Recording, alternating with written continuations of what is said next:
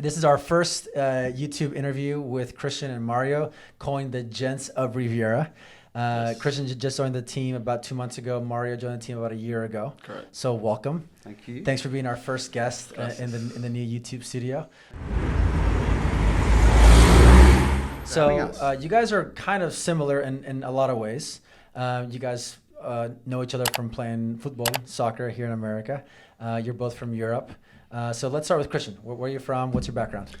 So I was born in London. Okay. I had my first couple of years there, and then moved to Africa with my mum, my dad, and my twin sister. My dad did a lot of business. You lived over in there. Africa? Yeah. So Mombasa, Nairobi. Cool. So I had about 4 or 5 years there, and then came back to England. Was schooled in England. Went to Durham University, which is one of the universities up north. Okay. Then went into real estate, which I'm sure we're going to go into in a second. Yeah. Notting Hill in Okay. London for a couple of years. Then went to Dubai. Okay. Supposed to be a 2-year project. Ended up staying there 8 years. All right. I've got auntie and uncle lived there, so I've got family. Had an amazing 8 years there, and then back to London for about 5 or 6 years. And then the plan was always to come to LA. My twin sister lived in LA for 8 years. I've been back and forth for the last 10. Yeah. So the plan was to move to LA. Yeah. So yeah. All right, cool. Here I Man. am. Well, welcome to LA. Love Thank that. you. And Mario, okay. So Mario has also very similar background. Yeah. You guys just started working together about a month ago. No, 2 months. 2 months ago? 2 months ago. We're Yeah. putting our first deal in, I think, today, hopefully. yeah, hopefully. Fingers crossed. But, you guys know each other from soccer. Where are you from? So I was born in Switzerland. Okay. Father's Swiss, mother's American. Okay. They actually met at a wedding here, but Okay. then went to Switzerland. That's where I was born. All right. Then grew up in Soto Grande, Spain, which Okay. is a small city near Marbella, which Okay. a lot of people know is like party city. And Oh, then okay. yeah, because like in the summer you go to Ibiza, you go to Marbella, like in the summer. Mhm. And then after that went to London to do university in Regent's University. My dad still lives there, Okay. and then came here in 2019. Okay. Yeah. So you've been back for a 5 few years years. now. 5 years okay. now, yeah. And your mom has a little bit of background Yeah, in, so my in real mom, estate, which yeah, is pretty cool. grandma in the Yeah. 80s, mother in the 90s. Okay. So now it's my All right. turn.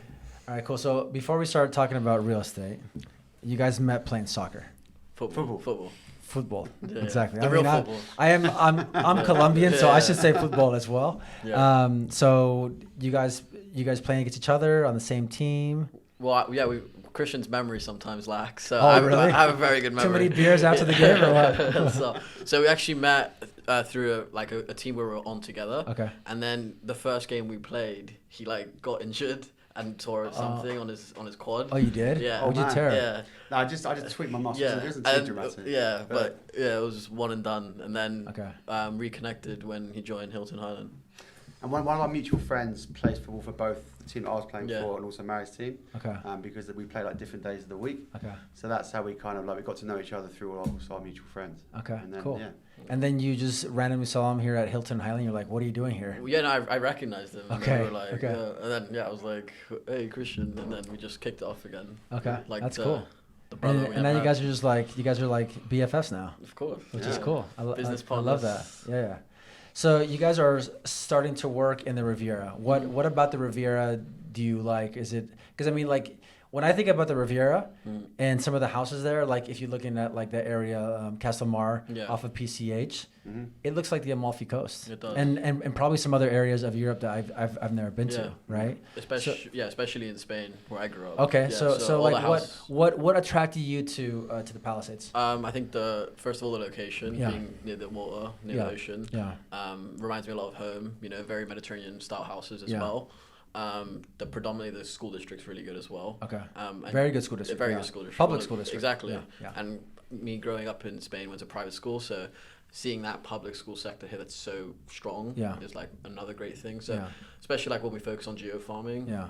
we want to That's have a good farm. Smart. So one good deal there, and we're 100%. so Yeah. wanna. And the Riviera is amazing. I mean, there's some awesome properties there. I think when you just drive around, Yeah. the streets of the river, especially the southern Riviera, and you're just blown away by like the properties Yeah. and like, how beautiful they are. Yeah. Obviously, the European names kind of ring a bell for both Of Mary course, and I of course, because they're yeah. all named after Streets. and also I've been to the Amalfi Coast, and it's a beautiful part of the world. Yeah. So for it sure. kind of it felt like a good fit, and I think for us both being European Mhm. and it being called Riviera and like the history there, I think was just a nice fit. All right, to go cool. after. So you guys both have real estate backgrounds. Let's talk about your mom, Mario, because your mom sold real estate in LA before moving Correct. and having you as a kid Correct. in Switzerland. Yeah, so in the late 80s, she got into it with her good friend Lisa Sherman, who's at Sotheby's now. Okay. And then she was also with Robin Dahlstrom, who's with Remax, and she was pretty good in the Marina. Okay. So then she stopped that when she had me and met my dad. Yeah. And then, went to Spain, but before that, she was doing pretty well with her friend Lisa Sherman and Robin Dahlstrom. And then she just quit and moved to Switzerland. Yeah, to Europe, Switzerland, and then Spain. And then my grandma did it in the 70s. Okay. So you have a lineage. Yeah. And then my mom invested into some properties, so that's what I want to do as well. So down the road. Yeah, for sure. Very smart. I mean, this is how I also got started in real estate too, because my mom was in real estate. Exactly. And so was my cousin, and my dad always kind of pushed my mom to get into real estate. I think it's a great industry. No, how about you? You sold real estate in London? London, as well as Dubai. Dubai, yeah. That's cool. So you bring a lot of knowledge into the market here in Los Angeles. I mean, mine was an interesting story because when I was at university, my second year, I was looking for. When you have your holidays, like your Easter or Christmas or whatever it might be, you're looking for some job, some kind of work to do to pay the bills, especially as a student. So one of my really good friends from London, he dropped out of university. He was working for a real estate brokerage in London, in Notting Hill. And during the Easter holidays, when I was back from university, they were having some Easter party. So he said, come along. I met the boss who owned the brokerage. And I was like, have you got any spare time jobs going? Because I need some pocket money kind of thing. This is when I was like 19, 20. And he goes, come and call me tomorrow 11 o'clock and we'll talk. And I called him. We all went out and had a great night. The boss was there and woke up next day and wasn't feeling 100% great. But I still called him and he said, you've got the job. And I was like, what job? And he was like, DIY. I need a DIY man. And I've never done DIY in my life. So I was like... What does that mean? Like handyman. Yeah. Oh, handyman. okay. So going really? if there's any... And you're in college? I'm at university. Okay, yeah, gotcha. college. All right. So... What year? Are you like a freshman? Second year at university. Okay, you're a out of a sophomore. three-year course. Okay. So he just said, just do it. And I ended up doing it and I was really bad at kind of being a handyman. Blue collar work is not. Just for you. anytime there's any problems, I used to have to phone someone up, and then they would have to help me, and then it was just I wasn't very good at it. But I got along with all the agents really, really well. And at the end of my third year at university, he was like, "You should go into real estate." And I was like, "I'm not really sure if I want to because I was doing a different university degree versus in real estate." What were you doing? I was actually in sports science. I was thinking about being either a physiotherapist or something to do with sports. I've got a massive passion for sport. But anyway, he said, look, go and do this for 6 months as a real estate agent. Because in London, you don't need to have a license like you do here in LA. So I didn't have to go through 3 months of exams and stuff. So I ended up doing it even though I wasn't sure. And then within kind of 9 months, I was selling more property than most of the people in the office. And it's purely because estate agents back in London get a really bad reputation for being just salespeople that they're in it for themselves and everything else. But I was just really honest with people. Fresh out of university, was honest with my clients and the people that I was showing properties with. This is in Notting Hill. This is in Notting Hill. Okay, gotcha. This is not where you went to school at. No. So a different location. Yeah. But did you know anybody in Notting Hill? No. You just went into moved there? Yeah, just moved there. You moved to London, right? Yeah, so Notting Hill's is half an hour from my place in London, right? So it's just north of the river. I was based south of the river. Okay, got it. But then when I went into real estate in that way, because he said even if you don't like it, whatever you do in life is selling. It's about your brand. It's about building credibility. It's about that's what life's around. Yeah. So even if you don't love real estate, it'll be a good experience for you. But I did love it. And then I did that for 3 years, and that's how I kind of fell into real estate and was just really, really enjoyed it. What is Notting Hill like here in LA? Is it like West Hollywood? Is it Beverly Hills, Bel Air, Palisades? What area would you say it's the most similar to? It's kind of I'd say Abbot Kinney. Abbot Kinney? Yeah. Ah. It's probably the one that you'd be Notting Hill. Yeah. Notting Hill's famous for the film Notting Hill. Yeah. It's also a beautiful, beautiful part of England in a little gorgeous neighbourhood right next to Hyde Park, which is one of the biggest parks in London. And you've got the Portobello Market, which is a big market day that happens every Friday. And you get lots of tourists, but the property and the style of properties in those neighbourhoods is just stunning. And I think Abbot Kinney, every time I've driven through Abbot Kinney, I get the same kind of That's cool. That's the same kind of vibe. Yeah. Obviously, Aberdeen's one street. Notting Hill's a bigger neighbourhood. Oh, really? But Okay. it's got the same kind of the vibe, same kind of clientele, the same kind of feel to it. And what's the average price point over there in pounds? I mean, it's one of the most expensive neighbourhoods in London. Really? Yeah. Okay, so you're starting it is kind of similar to Venice, or probably more expensive than Venice. probably a little bit more. Probably more. Like, yeah. because there are some residential streets that are just unbelievable, and they have much bigger houses that go for like tens of millions. Yeah. Like, Yeah, London real estate is very expensive. Yeah. Cool. Like LA. Yeah, exactly, like LA. And then you moved to Dubai. Was that right after the like 3 years? Because you said 3 years in London. 3 years in London. And what prompted you to go to Dubai? I just wanted to. My auntie and uncle have lived in Dubai. They still do live in Dubai. He works at Emirates. She's a nurse. I'd gone back and forth to see them just for holidays. Dubai's a great place. You know, it's clean. There's no crime. There's a big expat community. There's lots of beautiful, kind of beaches. You've got amazing restaurants and bars. And I was just, at 23 or 24, I was just like, I want to go and do this. I don't think I've ever told you this, but I was this close to going to Dubai as well. Really? In that same age, when I was like 23 to 25. Because I just had finished coming back home from a study abroad program. I didn't want to live in LA. I wanted to explore the world. And I was looking into different companies that would, I think I'd have to like get some kind of visa application. Like they'd have to like pay for it. I forgot what it was, like some kind of like sponsorship. Yeah, it's like a work visa. Yeah. But it wasn't as easy as I don't know how easy it was for you, but I don't have anybody there. But the reason why I didn't go is because I had a girlfriend here, and that was the only reason. I'm like, oh man, I wish I would have gone. That would have been cool. Yeah. Maybe if I would have known you. Well, we're back the same then. kind of age. So yeah, exactly. Yeah. So you went in the like 2005, 2006.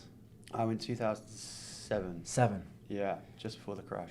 Yes, I think it was right after the crash when I was like, should I go to Dubai because the real estate here is super slow. Yeah. Interesting. I mean, it was the wild west in terms of real estate over there. In Dubai? Yeah. Oh my gosh, And they were like producing land on the ocean with the palm tree and the world. Yeah. I mean, that was pretty cool. It's more regulated now, but it's still wild out there. I mean, Email was one of the big property developers, and not just in Dubai, but in the whole of the Middle East.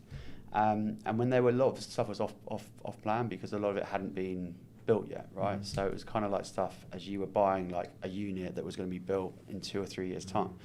And it was crazy because on some of these big projects that got launched, you would literally, if you knew people, it was great, but you would get to like the VIP access where you'd actually have a chance to go and buy a property yourself or on behalf of your client.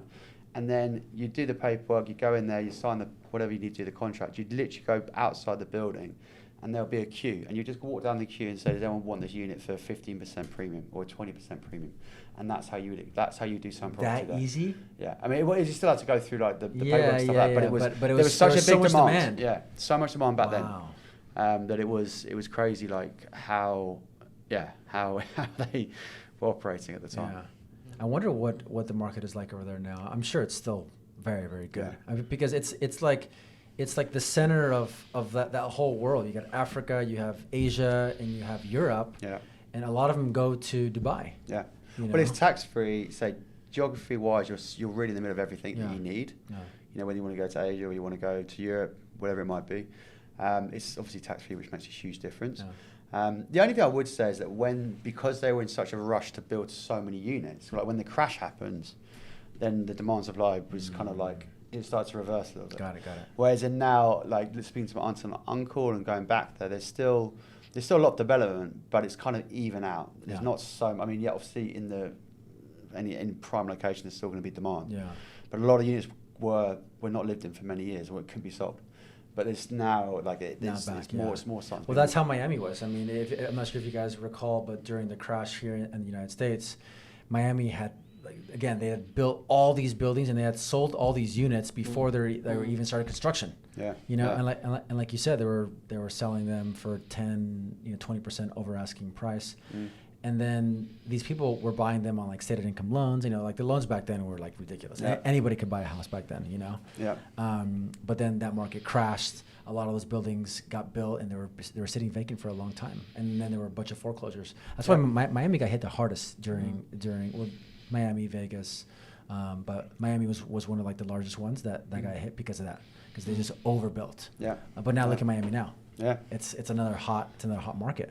Yeah. And we'll see how long that lasts. So how about you, Mario? So you came here in 2019. Yeah, 2019. And you went to LMU, right? No, I went. Oh, you didn't go to LMU? No, I never. I dropped out of university. Oh, you did? Yeah, okay, yeah. I don't know why I thought you were telling you. No. Oh, you were dating somebody at LMU. No, I wasn't. No? No. You probably said that to get the job No, and work for you. I came through my other Right? friend, Anthony. I gotta look at Anthony that. I gotta look at the. I'll look at CV. Oh, His Anthony resume. went to LMU. Anthony went to LMU. not Okay. me. Yeah. No, I dropped out of university in London, and then decided, my mom said, if you want, I can help you get set up in LA. I have my own contacts. Okay. And I was like, okay, something new, LA. But I always wanted to live in London, and then was there. Didn't like London that much to live. Just not coming from Marbella, coming from Soto Grande. It's different. It's super gloomy. You were there for how long? 9 months. 9 months. That's all you lasted. Yeah, but I would always visit often because my dad lived there. Okay, got it. We have an apartment there, so then decided, what, let's give LA a shot in real estate because I'd always grew up watching $1 Million Listing, and I was like, it's cool, like. Can be around the cool houses, cool people, and then I got here and I fell in love with LA, like the city. Have the best sports teams, have the best homes. Everyone who's somebody wants to live in LA. Yeah, that's true. So what brought me to LA was my mom predominantly. Going from that, then just really getting I had a good mentor for like my first 3 years. Shadowed him, one-on-one contacts. Showed me all the paperwork, showings. How to speak to people. Then it was time for my next step, and I joined, your team, Paul Salazar group, and it's like leading from that, going into more prospecting and really like hunting, the grind. Exactly, and that's what that's what differentiates the top percentage in real estate, which I see now. Like back with my old boss, great mentor, but he was old school. The deals would come to him. But you're a grinder, you're a hunter, so you gotta really, it's not an easy game. No, it's not. And the shows really don't help us at all. So definitely not. No, the shows actually a lot. hurt us. Exactly. So it's like growing up on $1 Million Listing, like it seems easy, but it's really not. So just it's a different perspective from what I came from, and now what I'm in. So it's it's great. Anyway, like, what's your favorite part about real estate? Because like for me, people always ask me like, is it finding the houses for the clients, is selling the houses for the clients, and I mean I have a lot of different answers for why I love real estate. I mean I love the business of real estate, like the marketing, the operations, the sales part of it too. It's really fascinating. You also get like freedom as well. I never really wanted to have a boss, like a real boss of like, hey, you got to be here at 9 and leave at 5. I mean, I always tell everybody, like, I have, like, at any given time, like, 10 to 20 bosses, and those are my buyers and my clients, But to me, it was like that freedom of being able to come to the office when I want to and not. I mean, even though we do work a lot, we're here a lot. And we'll probably, we definitely work more than like a regular, like 9 to 5 job. That's for sure, 'cause, on the weekends. But for you guys, like, what's your favorite part about the business? For me, I'll go first. For me, it's like just the story and like guiding someone from A to Z and like meeting new people. You could go from not knowing someone one day and then you just suddenly, you're like guiding them through one of their biggest purchases in their, entire life. And then also, like you said, to be your own boss is like something super like, it's humbling, but it's also like amazing because you're in control of your own destiny. And like if you want to put in the effort, you'll put in the effort. And if you don't, you don't. And that's something I lacked, I feel like, before I met Christian. Like, just that accountability factor, just having someone to be like, let's go, So I mean, like when you form like a partnership with somebody, it definitely gives you the energy to do more. Exactly. I was really happy then that you guys started to work together on that. How about you? What's your favorite part about real estate?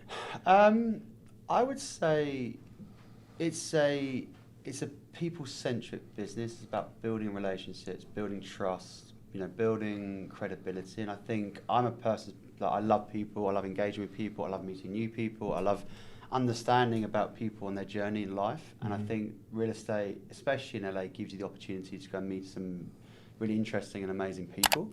And then having, being fortunate enough to go and see some of these incredible properties. And then it's like a matchmaking business, right? You've got your client, and then how do you match them with the property? And I think that the way you do that by understanding relationships, understanding people, really listening to them and really defining what they're looking for. I think when you kind of put that together, there's something very kind of like, I just love that part of the job. And then you see how happy people are when you find them your dream home. And it makes all the hard work, the stuff you don't see, behind the scenes, actually worthwhile. Because you said there's a lot of hustle, there's a lot of having to work super hard to build those relationships and find the right properties. But when it all kind of comes together, it feels pretty good. Yeah, when you said matchmaker, and I've heard of that term before in real estate, but especially here in LA, especially when we're selling, $5, $10, $20 million houses, a lot of these transactions are done off market. Yeah. So the matchmaking really it's where you make your money, right? It's understanding what they're looking for and finding those off market properties. You guys did a phenomenal job. You got a client up to $6 million from an open house, right? Yeah. And they were looking for something super, super specific. And so what were you guys doing for that buyer? Because I think this is a good story on what we do as a team to help our buyers. These were 1031 exchange buyers, so they had to find something within, what was it, like 3 weeks? Yeah. You guys had 3 weeks to find them a property up to $6 million, and they were looking for something very specific, right? Had to have a view, it had to be newer, they didn't care about a lot. So what was your, because you guys were you guys were doing so much progress, and you were sending them so many off-market properties. So let's talk about that, because I think it's really important to tell the viewers who are watching this what you guys are good at, and you guys are really good at finding off-market properties.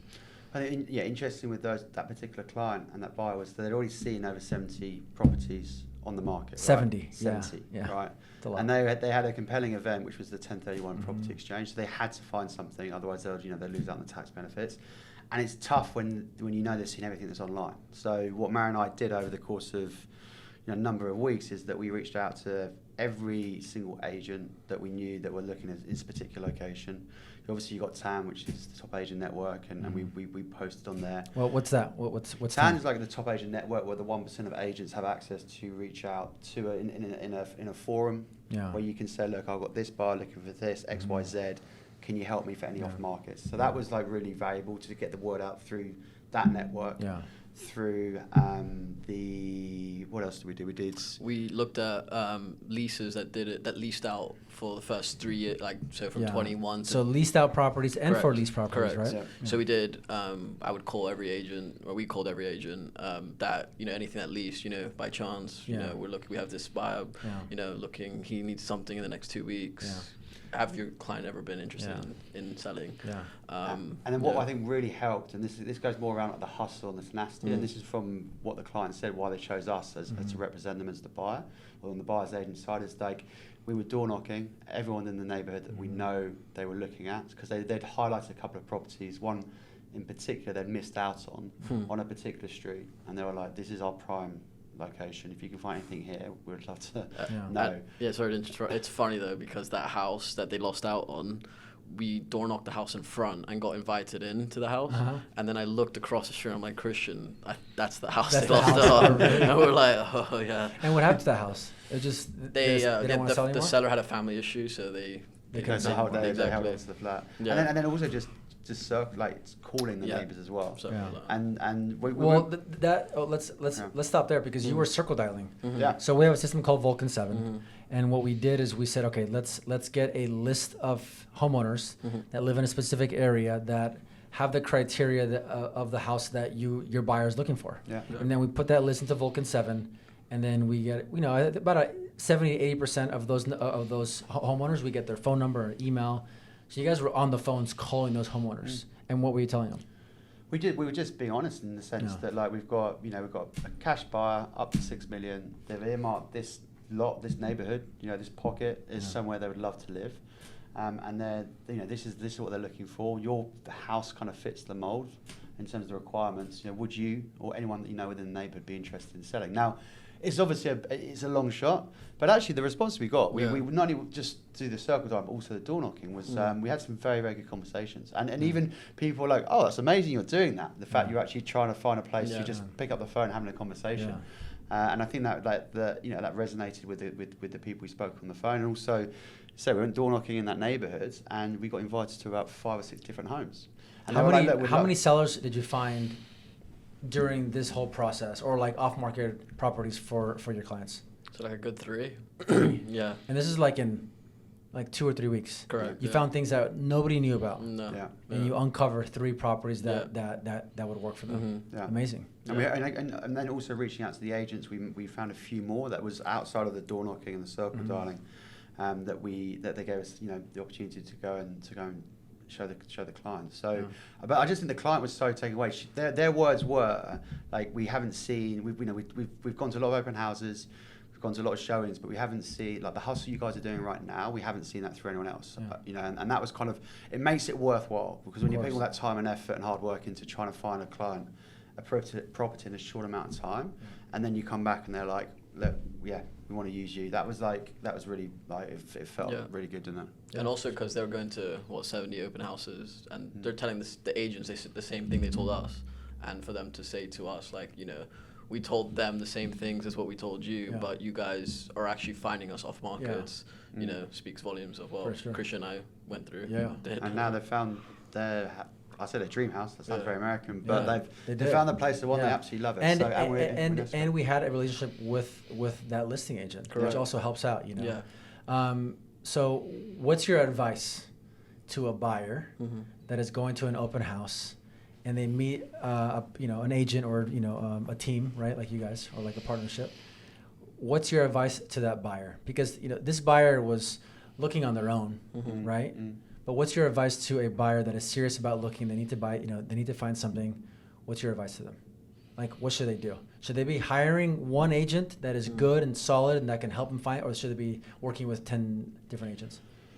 I mean, for me personally, the recommendation is that you want one agent that's going to be focusing purely on you, like Marina and I did for this particular client. And I think if you try and spread yourselves too thinly, you're going to end up not having one person or one agent or a team like us, where you're going to be very focused on that person and making sure you're giving them the best opportunity to find the place. I think going direct, you have such a smaller kind of, I'd say, portfolio of properties to look at. So when we met this client, like, we're going to go direct, but we know these off markets are happening right now. You're aware of them, and they weren't. So it's kind of like you're kind of shooting yourself in the foot a little bit, because you're only focusing on a much smaller amount of properties versus, if you're using an agent and someone that can help you kind of explore and actually show you a lot more properties that probably fit your criteria that you're not even aware of. Yeah, and that's just like phase 1, right?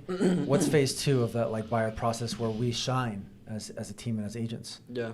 No, I mean, I think we provide tremendous amounts of value, considering the reputation we have here at Hilton Hyland, for one, with the support of David Kramer and Nick, and then also with you being in the business 20 plus years.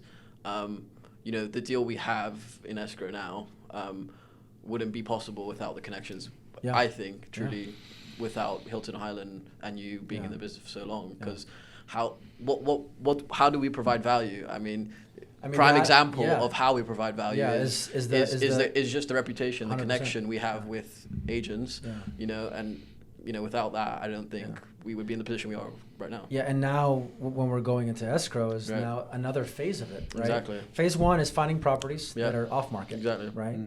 Phase 2 is negotiating with the agent. Hopefully you have a relationship with them. Yeah. And it's and because listing agents want to work with people that are going to close a deal. Exactly. If they pick the wrong agent, the wrong buyer, then they lose all momentum, especially in a multiple counter situation. Yeah. And then phase 3 is the inspection process. Yeah. Right? And that's going to be where we shine again. Exactly. Where we want the buyer to understand what they're buying. Exactly. Yeah. Even if the house has a lot of issues, we want them to know what they're buying, and we want them to be okay with what they're buying. Yep. If it's a lot of issues, we want them to know about it.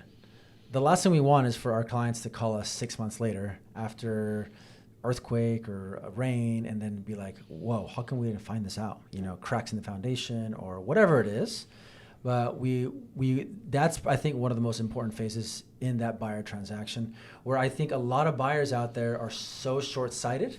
I think it's the lack of education, or maybe it's the lack of good agents out there, that there's no trust, right? Where they're going to be, they don't want to hire somebody specific because they're like, well, I can find the houses online. Yeah. That's just one thing. Yeah, no. There's no they won't be able to find off markets. They won't know how to negotiate with the agent. They don't know what the true market value of that house is. they don't know anything about inspections, or they may, not every buyer is the same. There's certain buyers that are new and certain buyers that have bought 20 houses. And the buyers that have bought 20 houses and they have a house that they want and they know the value, maybe that buyer goes direct and it's okay. Yeah. But that's not most buyers. No. Most buyers need to be, handheld through the process by a pro. Yeah. So I think for me, it's how do we get the word out to the buyers out there that are looking to buy and hire a good agent. Yeah. I mean, look, it could be us, obviously. We like you to, hire us. Yeah. But if not, go find an agent. Yeah. Look at their reviews. Yeah. Talk to their past clients. Interview them like if you're a boss, you're interviewing an assistant for your to help you out. This is one of the most important decisions of somebody's life is buying a house, right? So anyway, I just went on a little tangent there. You could tell with this because the client that's just gone to escrow, that was the first home purchase in California. Yeah. And when they put the offer in, there wasn't other offers on the table, and then suddenly it went to multiples. And you could see them. Our client was like, they were like, okay, and this is where they led on us to go and negotiate, say, with the agent. We know the agent, we've worked with them before, and making sure that we can give them the best chance of actually being successful and actually, going to escrow. And you could tell that they were incredibly happy. The fact that they were emotionally connected to the property, plus you got the 1031 exchange. They've already put that property down to the number one property as part of the 1031. So I feel that in itself, they were incredibly grateful that they actually went. We got them into escrow through the back of just being able to help support them through that negotiation process. Yeah, no, for sure. I agree. All right, so let's switch it up a little bit. Let's talk about football. Ah. So you guys love football. You guys play together on the same team now or no? Yeah. Okay. Fridays. Favorite team, Liverpool? Yeah. Okay. Also, favorite team right now because of Luis Diaz. Let's go. That's it, your favorite team, Yeah. Man United. Manchester United. Okay. Yeah. Okay. So how does that work? Liverpool against Man U. It doesn't. It doesn't work at all. Exactly. It doesn't work. It's Are you guys going up blows? This is Are why you guys watching it together or no? Not So, yet. yeah, no, Not we're yet. no. This is why we do business together and we leave football very much outside of. I think that there's a game this weekend, right? Yeah. Is it FA? FA Cup next FA Sunday. FA Cup next semifinals? Sunday. It's Man U against Liverpool. Yeah. Yeah. It's gonna be a good It's game. gonna be fun. There's gonna be I want to watch it with you guys because I'm not a huge Liverpool fan. I mean, I like I want them to win because of Luis Diaz, but you guys are real fans, so it'll be fun to watch it with you guys. Yeah, there's going to be a very sad human being come Monday. Oh. The other person's had a day off work, I think. Exactly. Otherwise, they're going to get some abuse. One of us will be missing on Monday. I'm sick. I can't make it. I'm down in my sorrows. Yeah. So what else do you guys love about LA? We all live in the West Side, Yeah. right? But I mean, we sell all over LA, right? Yeah. From downtown all the way to Malibu, as far south as like LAX. But what drew you to living in the West Side? Like, what about it do you like the most? For me, at least, growing up in Spain by the ocean, like love Marina. I live in Marina Del Rey. Yeah. And when we first moved here, we were looking in the valley, which I'd never been to, and I was like, yeah, this is not for me. And just being by the ocean, how diverse it is as well. Just being, in a city as well, like where you can have two amazing basketball teams, the Lakers and the Clippers. You have two MLS teams, LAFC, Galaxy. You have hockey teams. You have American football teams. Very sport-driven city. Everyone loves sports. I love sports. Christian loves sports. And just LA's, for me, the best city in the world, apart from, the stuff that comes with it, traffic, high taxes. But you pay for what you pay for what you get. And 100%. That's the same thing in real estate. Yeah. You pay for a good agent, and that's 100%. The value we provide, and that's the value that LA provides to us as citizens. Yeah. So. All right, cool. How about you? What drew you to LA? Well, I mean, the weather. Okay. Yeah, weather. Of course. I mean, Dubai is funny because Dubai was 8 years of sun and bliss and white skies, and it very rarely rained. And when it did, there was like a rain party in the streets, and everyone got really excited for the for the couple of days a year that it rained. But then I went back. I was like, I'm never going to complain about like rain again. And then I moved back to London, and within like 2 months, I'm like, oh my god, it rains so much here. Why am I back? Here, yeah. I'm paying taxes and I'm living in the rain. Yeah. But yeah, I mean the weather, the climate, the like you said, my twin sister lived here, my younger sister lived here. I've been to LA many times. I mean, on the west coast, on the west side, you've got everything you want. You've got no traffic because you generally stay on the west side. You've got the beach, you've got the mountains, you've got beautiful restaurants and bars. Really good people. I'm not saying West Hollywood people aren't good, but like there's definitely a different vibe to the people who live on the west side. And it's funny, when I lived in South London, I never really went north of the river to North London because all my friends and family were based there and everything I needed was there. And I feel like a little bit like the West Side. I think I was speaking to a friend the other day, and I've been to like West Hollywood, you know, like 4 times in the last year and a half that I've been here, just because you say the traffic and you're just so settled, you're so content, you've got everything you need. You've got the farmers market as well, and there's a lot of stuff, good stuff going on. So for me, it's like the perfect place. Yeah, I think anybody who lives in the West Side on the weekends, they don't cross the 405. No. Not unless they have to. No. You know, and same with people that are east of the 405. True. They don't cross to the west of the 405. Yeah. And I think the West Side is more active lifestyle. Yeah. The East Side is more like nighttime lifestyle. There's more clubs because I don't think there's any like clubs in the West Side. That's more like Hollywood, like Sunset Strip. Yeah, exactly. But both have great restaurants. Yeah. Both have a really cool people. But yeah, I mean, I think the vibe is awesome in the West Side. Yeah. You've also got, which I didn't touch upon, you've got Malibu 15 minutes or 20 minutes north, and then you've got the whole of the South Bay, Manhattan Beach, Redondo. And you have LAX too. You've got LAX. So you've which got, is great. You've got that whole coast. Yeah. It's beautiful. Yeah. So I mean, we're pretty lucky blessed. to live in LA for sure. Yeah. Anything else anybody should know about you guys, about your personality, what you love to do? We talked about for national team. Who do you go for? Switzerland, Spain, United States? Well, no, because Switzerland, the Euros are this summer, Yeah. so obviously Switzerland for the Euros. Okay. And then when it's Copa America, I would do USA. Okay. If they are in the World Cup together, I predominantly go more Switzerland. Sure. But I'll root for both. Okay. If they play each other, that's a different story. I don't think you were born when I watched Colombia against Switzerland in the '94 World Cup. No, I was 99. 99, okay. 6 years before. When we beat 5 them. years before. Yeah, I think it was 3-0 anyway. Yeah, it's all right. There you go. It's all right. How about you? Anybody else? Anything that anybody should know about you? No, I think I'm an outdoor person. I love exercise. Okay. And like for me, it's just everything in LA is from the food to the bars to like the places. Nothing else I really do. I'm surprised you haven't talked about the what's it called, that one, the Proper Hotel. Your favorite hotel. Yeah. And Zinke. Oh yeah, and Zinc or Zinke, whatever. Zinc. Yeah. I guess for the Europeans it's Zinke. Yeah. For the gringos it's Zinc. Yeah. All right, cool. Well, thanks for hopping on. Thank you for If you guys are watching on YouTube, make sure you hit the subscribe button.